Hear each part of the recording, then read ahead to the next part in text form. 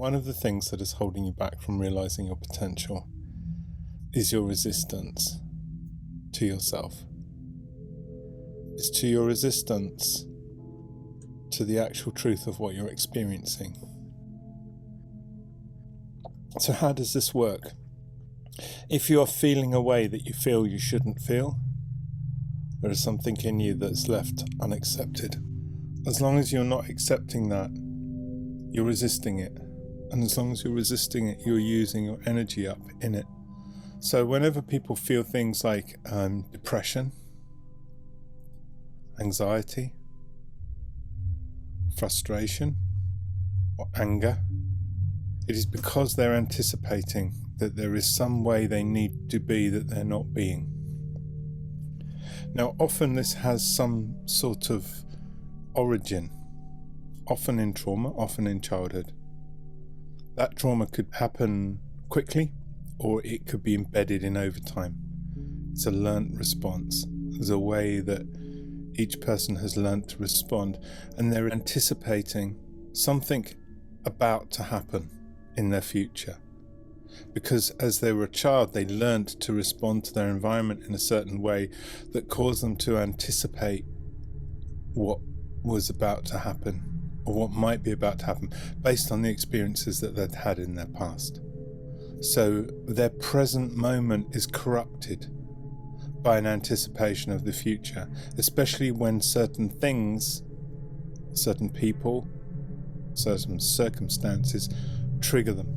So their energy, their life force goes into attempting to anticipate sudden change, hypervigilance, always being on the lookout, or they anticipate not being able to do something. That's often the cause of something like depression. It can be a response to overexertion. We've put too much energy into something.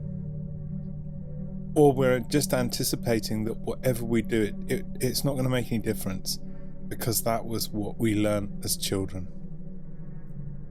I'd like you to just consider that for a moment. How true that is for you, it will be dependent upon your own personal situation. But let's just say for a moment that it is. What did that childhood version of you anticipate?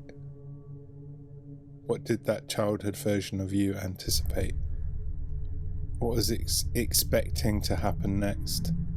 Was it not to be considered? Sometimes people feel like it doesn't matter what I think. It doesn't matter what I feel. No one pays any attention to me. So we anticipate that people will not pay any attention to us. Or we build a personality or a character that compensates for that by being purposefully interesting. If we were never asked, how are you? How's things for you? What are you interested in these days? What's really grabbing your interest these days? If we never get that, then we construct a personality to force it out into the world. Be interested in me. I want you to be interested in me. I will make myself interesting. But it's a compensation. It's not a full acceptance of who we are. You know, we learn skills in our adaptation that can serve us. However, the question is it draining you? Is it draining you unnecessarily to maintain a persona?